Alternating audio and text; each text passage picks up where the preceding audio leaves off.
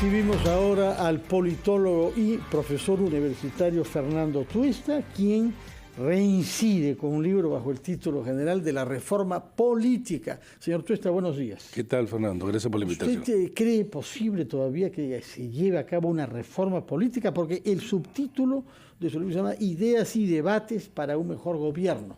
Y lo que uno ve es muchas fricciones y mucha polarización, pero muy poca voluntad de consensuar cambios en nuestra legislación, en nuestro sistema político. Mira, sí, yo creo que este es un mal momento, uno de los quizá peores momentos, porque en realidad a partir del 7 de diciembre, en el fallido el golpe de Estado, tanto el Ejecutivo como el Congreso dicen sí vamos a avanzar. Por un lado adelanto elecciones y por otro lado dice reformas, incluso como condición para adelanto elecciones, ¿no? Entonces aparecía ya un tema de agenda pública en muy alto nivel. Sin embargo, esto estaba en el contexto del estallido social, las movilizaciones. Pero es que estas han descendido, simplemente esto quedó en el olvido. Atenta contra esto la falta de voluntad política y, en segundo lugar, porque son muy resistentes en general los congresos y en este en particular para abordar un tema que requiere un debate amplio, pero además porque hay un fraccionamiento alto en el Congreso, como ya sabemos, ¿no? Ponerse de acuerdo 13 o 12 bancadas es muy difícil. Y, por otro lado, la baja calidad de la discusión. Los congresistas, en realidad, desconocen mucho de estos temas, incluso sus antecedentes, lo cual hace pues un escenario, digamos, no muy propicio, pero es una necesidad. Lo que pasa es que si imaginemos el escenario de acá al 2026 que no haya adelanto elecciones, es probable que el Congreso pocos meses antes diga, bueno, hay que modificar las normas y volver exactamente a lo mismo, ¿no? Pequeñas modificaciones. Con varios años de retraso, ¿no? Y con precipitación. Así es. Y con intenciones politiqueras, probablemente. Sin duda, porque ya hay la medición de qué cosa me conviene, qué cosa no me conviene, ¿no? Ahora, entre tanto, lo que la opinión pública siente es una falta de liderazgo. Hay muchos partidos, pero propuestas y líderes que uno diga, por acá puede ir el camino del futuro, Perú, no se ve mucho. No. Y uno de los temas principales de su libro, que es una recolección de artículos que usted ha escrito a lo largo de varias décadas, tiene que ver con los partidos. Sí, claro. ¿En qué hay que mejorar nuestro sistema normativo relativo a los partidos para que el entusiasmo que hay en nuestra población, en jóvenes y en otros, pueda canalizarse a través de partidos que postulen en las elecciones y que propongan soluciones a los problemas que tenemos? En el informe de la Comisión de Alto Nivel para la Reforma Política en el 2019, nosotros justamente elaboramos una propuesta que tenía esta idea de ser integral. Y dentro de ello estaba la de los partidos. Desde su fundación, qué exigir, qué requerir, qué incentivos colocar, pero era una suerte de proceso que terminaba al asumir el cargo y nuevas reformas ya en el Parlamento. Pero entonces, ahora hay demasiados desincentivos para que la gente no ingrese, la gente, digamos, de buena fe, que quiere hacer el bien común, etcétera. ¿Cuáles son esos desincentivos? Bueno, para empezar, por ejemplo, el desempeño mismo del Parlamento. O sea, mucha gente dice, yo acá no quiero entrar, ¿no? Los partidos son organizaciones, vehículos electorales, es muy dificultoso ir con esta corriente en donde, por ejemplo, no hay reelección parlamentaria, entonces lo que tenemos son amateurs de la política, falta de experiencia.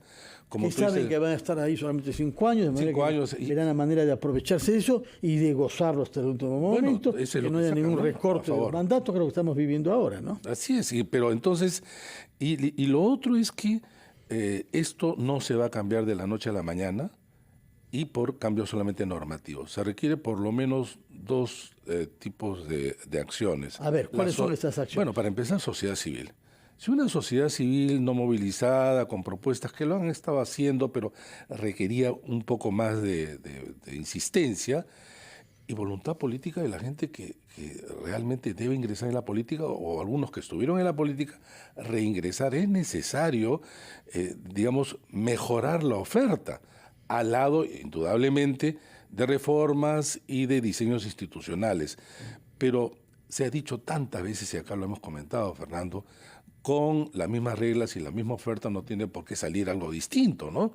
Entonces, bueno, el panorama... Podemos haber aprendido entre tanto de los desastres que hemos vivido, Pero ¿no? es que ese es el tema de los aprendizajes. Cuando tú tienes una élite política que lo que aprende en realidad son los aspectos, digamos, más negativos. Y lo que tú has visto, por ejemplo, la vacancia. 9 intentos de vacancia. No se ha aprendido nada. Se debieron de mejorar, ajustar, y eso es lo que se ha aprendido, es decir, cómo, digamos, colocar al gobierno en una situación difícil, o del lado del gobierno, cómo trabajar con el Congreso, prebendas, es decir, relaciones informales negativas. Los aprendizajes no han sido para mejora, los aprendizajes han sido para empeorar la situación. Somos un país en donde la rotación de parlamentarios es la más alta de América Latina. Ahora, sin reelección, esto ha subido incluso aún más. Y entonces la gente, claro, rechaza a los políticos. En un contexto de rechazo en general a los políticos y a la política, tú tienes una ciudadanía que no controla socialmente al Congreso, que sienten autonomía en relación a ese control, porque al rechazarlo la gente dice, yo ya no quiero saber nada de política, no quiero saber noticias sobre política, todo es exactamente lo mismo, y como que los parlamentarios hicieran todo por que esto se fortalezca. Merecer eso. Ahora, varias encuestas sucesivas a lo largo de los últimos meses le dan al Congreso un respaldo, una tasa de aprobación inferior al 10%, alrededor del 7%. ¿Es lo más bajo que hemos tenido históricamente o usted recuerda otros congresos que hayan estado en esos rangos? Han habido, ¿no? Pero en este caso es consistente en casi todo su periodo. Pero además, faltan más de 3 años de mandato.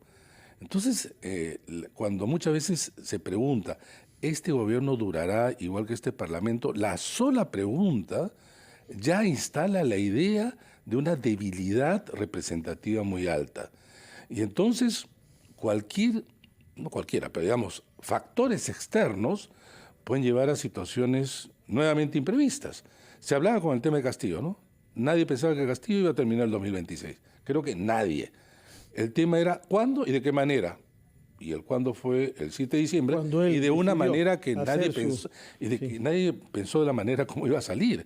Ahora, entonces estamos en un momento de calma y creo que el gobierno obviamente pretende redirigir el país a 2026. Es sumamente difícil cuando tú tienes un gobierno que tiene apoyo solamente en el Congreso, que tiene un apoyo centralmente en las Fuerzas Armadas, y con eso es muy difícil porque ya se están cometiendo errores iguales o en algunos casos peligrosamente iguales en relación al gobierno de Castillo. Me refiero, por ejemplo, al nombramiento de ministros que estamos viendo serios problemas en dirigir sus sectores. Y cuestionamientos y ¿no? Porque le debe mucho la vida al Congreso. Y entonces, aquí esa dependencia y además la inexperiencia y falta de liderazgo en el Ejecutivo hacen ver una situación difícil. Y por cierto, el Ejecutivo no le interesan las reformas. Ahora, el tiempo corre y yo quisiera que trate de condensar esas casi 400 páginas de su libro